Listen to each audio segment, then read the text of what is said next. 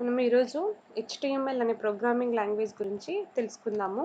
HTML అనగా hyper text markup language. So HTML యొక్క purpose ఏంటంటే హెచ్టిఎంఎల్ లాంగ్వేజ్ ద్వారా వెబ్ పేజెస్ను క్రియేట్ చేసుకోవచ్చు. వెబ్ పేజ్ అనగా ఏంటంటే వెబ్ పేజ్ అనగా ఒక డాక్యుమెంటు. ఈ డాక్యుమెంట్ నందు ఏదైనా టెక్స్ట్ను, హైపర్ టెక్స్ట్ను, ఇమేజెస్ను, టేబుల్స్ను క్రియేట్ చేసుకోవచ్చు. హెచ్టిఎంఎల్ యొక్క ముఖ్యమైన పర్పస్ ఏంటంటే హెచ్టిఎంఎల్ అనే లాంగ్వేజ్ ద్వారా వెబ్ పేజెస్ను క్రియేట్ చేసుకోవచ్చు. వెబ్ పేజ్ అనగా ఏంటంటే వెబ్ పేజ్ అనగా టెక్స్ట్ డాక్యుమెంట్లో ఒక డాక్యుమెంటు. ఈ డాక్యుమెంట్ నందు text, hyper text, images, tables ఉంటాయి, మొదలగునవి ఉంటాయి.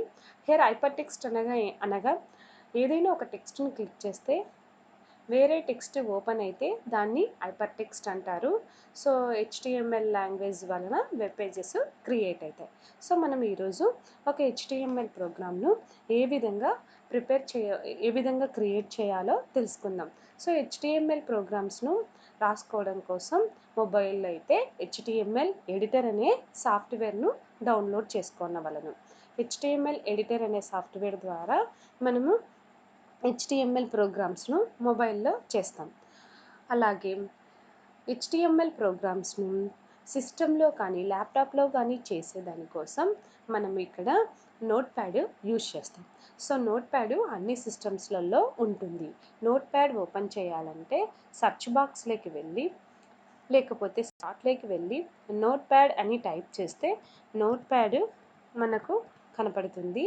ఆ నోట్ ప్యాడ్ని క్లిక్ చేస్తే మనకు నోట్ ప్యాడ్ ఓపెన్ అవుతుంది. సో నోట్ ప్యాడ్ కావాలంటే స్టార్ట్లోకి కానీ సెర్చ్ బాక్స్ నందు నోట్ ప్యాడ్ అని టైప్ చేస్తే నోట్ ప్యాడ్ ఓపెన్ అవుతుంది. మనం హెచ్టిఎంఎల్ ప్రోగ్రామ్స్ చెయ్యకముందు ముందుగా డెస్క్టాప్ నందు ఒక ఫోల్డర్ క్రియేట్ చేసుకొనవలెను. ఫోల్డర్ని ఏ విధంగా క్రియేట్ చేస్తాము అనగా ఫోల్డర్ని క్రియేట్ చేయడం కోసం డెస్క్టాప్ మీద రైట్ క్లిక్ ఇస్తే మౌస్తో డెస్క్టాప్ మీద రైట్ క్లిక్ ఇస్తే న్యూ అనే ఆప్షన్ను సెలెక్ట్ చేసుకొని మనము హెచ్టిఎంఎల్ ప్రోగ్రామ్స్ కోసము ఒక ఫోల్డర్ను క్రియేట్ చేసుకోవాలి. ఈ ఫోల్డర్కు ఏదైనా నేమ్ చేంజ్ చేసుకోవాలనుకునేటప్పుడు మళ్ళీ ఫోల్డర్ మీద రైట్ క్లిక్ ఇచ్చి రీనేమ్ అని టైప్ చేసి మనం హెచ్టిఎంఎల్ ప్రోగ్రామ్స్ చేస్తున్నాం కాబట్టి ఇక్కడ నేను ఫోల్డర్ నేము హెచ్టిఎంఎల్ అని ఇస్తున్నాను.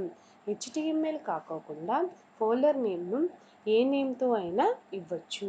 సో నేను ఇక్కడ ఒక ఫోల్డర్ క్రియేట్ చేశాను. ఫోల్డర్ క్రియేట్ చేసిన తర్వాత సో ఫోల్డర్ నేము ఏ నేమ్ అయినా ఉండొచ్చు. ఫర్ ఎగ్జాంపుల్ నేను సిఎస్ అని ఇచ్చాను.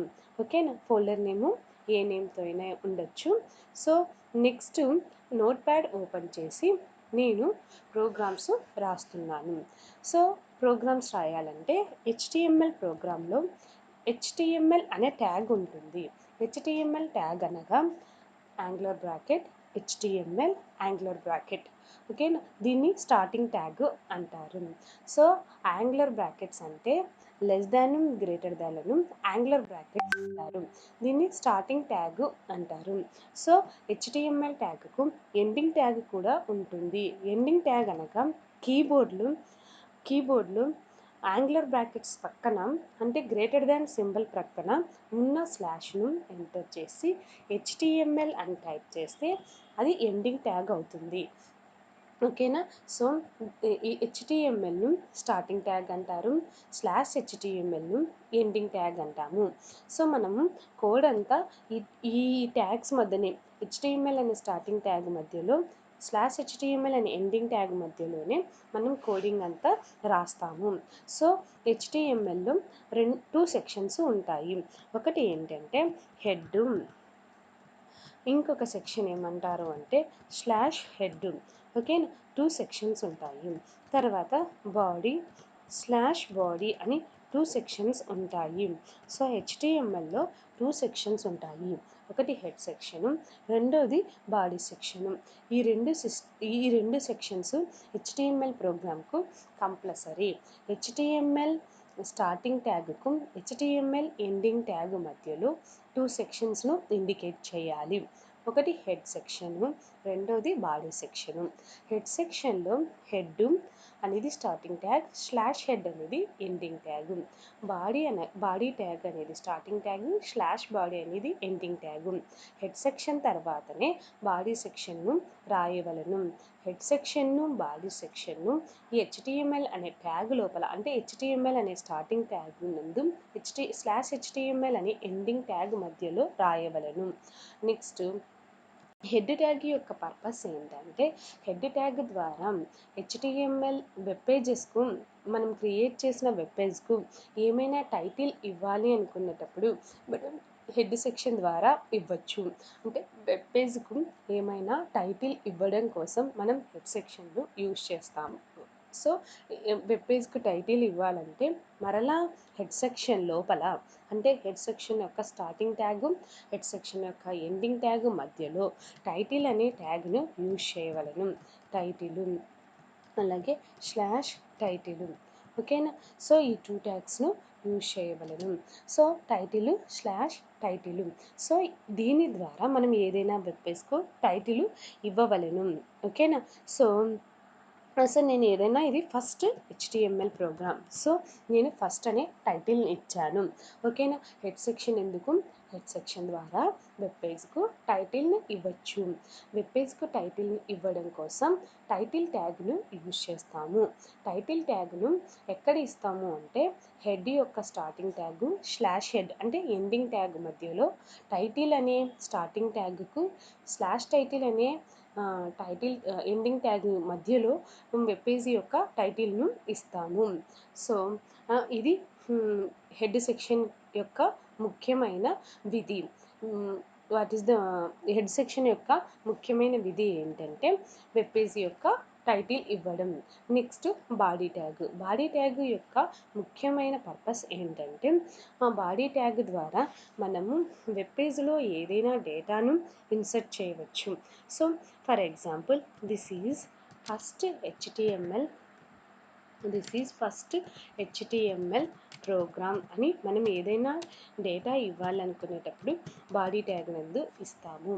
సో ఇలా ఇచ్చిన తర్వాత బాడీ ట్యాగ్లో వెబ్ పేజ్ మీద ఏమైనా టెక్స్ట్ రావాలనుకునేటప్పుడు బాడీ ట్యాగ్ను యూజ్ చేస్తాము. తర్వాత ఈ ప్రోగ్రామ్ను ఫైల్లోకి వెళ్ళి సేవ్ చేయవలను. సో ఫర్ ఎగ్జాంపుల్, ఫైల్లోకి వెళ్ళి సేవ్ యాజ్ అని సేవ్ చేసినప్పుడు ఇక్కడ ముఖ్యంగా గమనించవలసినది ఏంటంటే, మనం సేవ్ యాజ్ కానీ సేవ్ అని వచ్చినప్పుడు ఇక్కడ మనం క్రియేట్ చేసిన ఫోల్డర్లో ప్రోగ్రామ్ను సేవ్ చేయవలను. మనం క్రియేట్ చేసిన ఫోల్డర్ను ఓపెన్ చేసుకోవాలి. మనం క్రియేట్ చేసిన ఫోల్డర్ ఎక్కడుంది, డెస్క్టాప్లో ఉంది. సో లెఫ్ట్ సైడ్ మనం డెస్క్టాప్ని క్లిక్ చేసి తర్వాత మనం క్రియేట్ చేసిన ఫోల్డర్ ఏంటి, సిఎస్ అనే ఫోల్డర్ను సెలెక్ట్ చేసుకోవాలి. సో అందరు గమనించండి, లెఫ్ట్ సైడ్లో డెస్క్టాప్ అనేది క్లిక్ చేసి తర్వాత సిఎస్ అని క్లిక్ చేసి మనం ప్రోగ్రామ్ నేమ్ను ఏదైనా ఒక నేమ్ ఇవ్వవలను ప్రోగ్రామ్కు. సో నేను ఫర్ ఎగ్జాంపుల్ క్యూ అని ఇచ్చాను, Q.html. ఖచ్చితంగా హెచ్టిఎంఎల్ ప్రోగ్రామ్స్కు ప్రోగ్రామ్ నేమ్ తర్వాత .html అని ఇవ్వాలి. ఇచ్చిన తర్వాత ఇక్కడ ముఖ్యంగా చేయవలసిన పని ఏంటంటే, save as type text documents నుంచి ఆల్ ఫైల్స్గా మార్చవలను. సో ఫస్ట్ మనకు కావాల్సిన ఫోల్డర్ను క్లిక్ చేసిన తర్వాత మనకు కావాల్సిన ఫోల్డర్ ఎక్కడుంది, డెస్క్టాప్ మీద ఉంది. దాంతో సిఎస్ అనేది మనకు కావాల్సిన ఫోల్డర్ని సెలెక్ట్ చేసుకున్న తర్వాత ఫైల్ నేమ్ని ఏమైనా ఇచ్చి .html అని ఫైల్ నేమ్గా ఇచ్చి save as type text files నుంచి ఆల్ ఫైల్స్ అని మార్చవలను. అలా మార్చి సేవ్ అని ఇవ్వాలి. అలా సేవ్ అని ఇస్తే మన ప్రోగ్రాము సేవ్ అయిపోతుంది. సో ఇప్పుడు నోట్ ప్యాడ్ని మినిమైజ్ చేసి మనకు కావాల్సిన మన ఫోల్డర్లోకి వెళ్తే, మన ఫోల్డర్ మీద క్లిక్ చేస్తే ఇక్కడ ఒక హెచ్టిఎంఎల్ ప్రోగ్రాము క్రియేట్ అయి ఉంటుంది. సో ఈ హెచ్టిఎంఎల్ ప్రోగ్రామ్ మీద రైట్ క్లిక్ ఇచ్చి ఈ హెచ్టిఎంఎల్ ప్రోగ్రామ్ని ఇలా సెలెక్ట్ చేసుకొని రైట్ క్లిక్ ఇచ్చి ఓపెన్ విత్ ఏదైనా ఒక గూగుల్ క్రోమ్ కానీ, ఇంటర్నెట్ ఎక్స్‌ప్లోరర్ అంటే ఏదైనా ఒక బ్రౌజర్‌తో మనం అవుట్‌పుట్‌ను చూడవచ్చు. హెచ్‌టీఎంఎల్ యొక్క ప్రోగ్రామ్స్ యొక్క అవుట్‌పుట్స్ ఎక్కడ కనపడతాయి అంటే క్రోమ్ నందు కానీ, ఇంటర్నెట్ ఎక్స్‌ప్లోరర్ నందు కానీ కనపడతాయి. సో, క్రోమ్ ఓపెన్ చేయవలెను. క్రోమ్ ఓపెన్ చేస్తే మన ప్రోగ్రామ్ అవుట్‌పుట్ ఇక్కడ సేవ్ అయి ఉంటుంది. సో, ప్రోగ్రామ్ యొక్క ఆహ్, టైటిల్ టైటిల్ ఇక్కడ ప్రోగ్రామ్ యొక్క టైటిల్ కనపడతా ఉంది ఫస్ట్ అని. అలాగే ప్రోగ్రామ్ యొక్క output this is the first HTML program అని కనపడతా ఉంది. So, this is first HTML program అని కనపడతా ఉంది. ఏమైనా మిస్టేక్స్ రాస్తే మళ్ళీ ఆ మిస్టేక్స్‌ను మనం కరెక్ట్ చేసుకొని అగైన్ సేవ్ చేసి నోట్‌ప్యాడ్‌ని మినిమైజ్ చేసి జస్ట్ రీఫ్రెష్ చేస్తే ఆ ప్రోగ్రామ్ యొక్క మిస్టేక్స్ ఎరేజ్ అయిపోయి ప్రోగ్రామ్ కరెక్ట్ అవుట్‌పుట్ చూపిస్తుంది.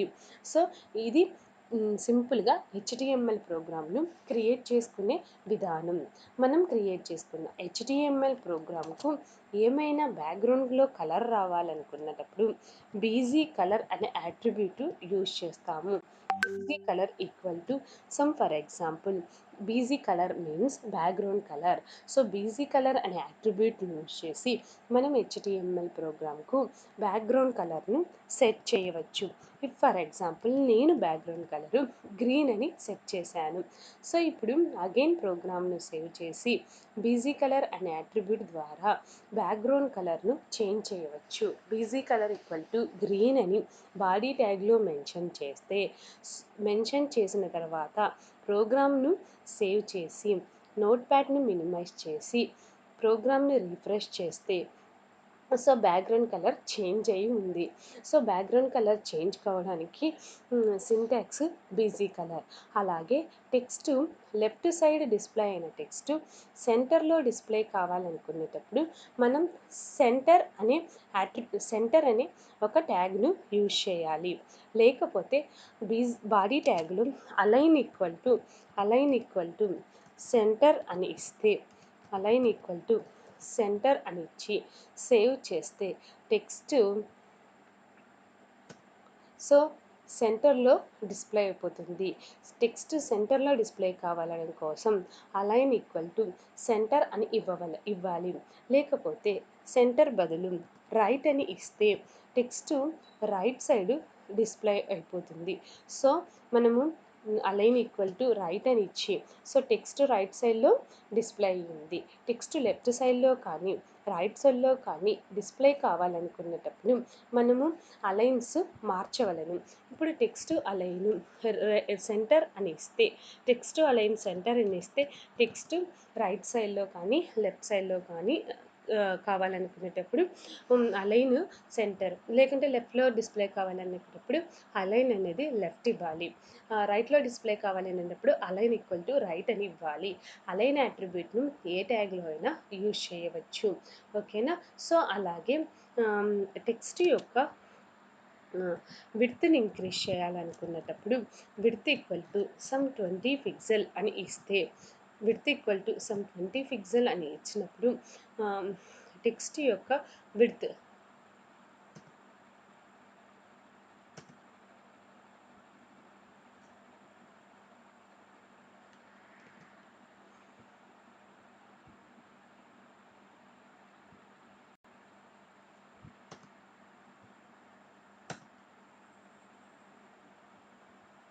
సో, ఇక్కడ టెక్స్ట్ విడ్త్ అనేది ఇంక్రీజ్ కావడం లేదు. సో, విడ్త్ అట్రిబ్యూట్ అనేది బాడీ ట్యాగ్‌కు అప్లికబుల్ కాలేదు. సో, టెక్స్ట్ యొక్క విడ్త్‌ని ఇంక్రీజ్ చేయవలెనంటే టెక్స్ట్ యొక్క విడ్త్‌ని ఇంక్రీజ్ చేయాలి అనుకునేటప్పుడు మనం హెడ్డింగ్ ట్యాగ్స్‌ను యూజ్ చేయవలెను. H1 నుంచి H6 వరకు మనకు హెడ్డింగ్ ట్యాగ్స్ ఉన్నాయి. ఏ టెక్స్ట్ అయితే ఎక్కువ బిగ్ సైజ్‌లో డిస్ప్లే కావాలనుకుంటున్నామో ఆ టెక్స్ట్‌నంతా H1 హెడ్డింగ్ ట్యాగ్‌లో మెన్షన్ చేయవలెను. మెన్షన్ చేసిన తర్వాత H1 అనే స్టార్టింగ్ ట్యాగు, H1 అనే ఎండింగ్ ట్యాగ్ మిడిల్‌లో మనం టెక్స్ట్‌ను ఇండికేట్ చేస్తే మనం టెక్స్ట్ బిగ్ సైజ్‌లో డి డిస్ప్లే అవుతుంది. సో, టెక్స్ట్ బిగ్ సైజ్‌లో డిస్ప్లే కావాలనుకునేటప్పుడు so, this is first HTML program అని టెక్స్ట్ బిగ్ సైజ్‌లో డిస్ప్లే అయినది. ఓకేనా. టెక్స్ట్ బిగ్ సైజులో డిస్ప్లే కావాలని అనుకున్నప్పుడు మనం H1 అనే హెడ్ ట్యాగ్ యూజ్ చేయవలెను. సో టెక్స్ట్ ఇంకా కొంచెం తక్కువ సైజులో డిస్ప్లే కావాలనుకునేటప్పుడు H2 అనే హెడ్డింగ్ ట్యాగ్ యూజ్ చేయవలెను. దిస్ ఈజ్ సెకండ్ H2 అనే హెడ్డింగ్ ట్యాగ్ని యూజ్ చేయవలెను. ఓకేనా.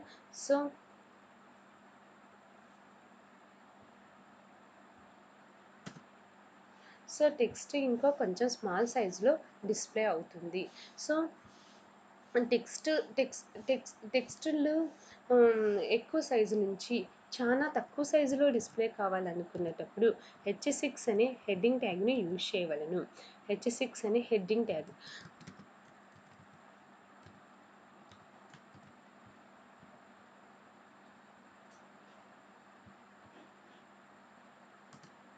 సో టెక్స్ట్ చాలా స్మాల్ సైజులో డిస్ప్లే అయినది.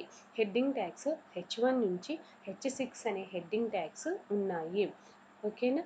సో హెడ్డింగ్ ట్యాగ్స్ ద్వారా టెక్స్ట్ను హెడ్డింగ్స్ అంటే సైజెస్గా పెంచవచ్చు, తగ్గించవచ్చు. ఎక్కువ సైజు రావాలంటే H1, తర్వాత H2, తర్వాత H3, తర్వాత H4, తర్వాత H5, తర్వాత H6 అప్ టు H6 అనే హెడ్డింగ్ ట్యాగ్స్ మనకు అవైలబుల్గా ఉన్నాయి. సో ఈ వీడియో ద్వారా మీకు ఫస్ట్ HTML ప్రోగ్రామ్ అనగా ఎలా HTML ప్రోగ్రామ్ని క్రియేట్ చేయవలెను, అలాగే HTML ప్రోగ్రామ్ ద్వారా వెబ్ పేజెస్ని ఎలా క్రియేట్ చేయవలెను, అలాగే వెబ్ పేజ్కు బ్యాక్గ్రౌండ్ కలర్ ఏ విధంగా ఇవ్వవచ్చు అనేది తెలుసుకుందాం. ఇప్పుడు for example background colour red అని ఇచ్చి మనం ఎవ్రీ టైం ఏమి ప్రోగ్రాంలో చేంజెస్ చేసినా ప్రోగ్రాంలో ఫైల్లోకి వెళ్ళి ప్రోగ్రామ్ను సేవ్ చేయవలెను. సేవ్ చేసిన తర్వాత ప్రోగ్రామ్ను జస్ట్ రీఫ్రెష్ చేయవలెను. ఓకేనా.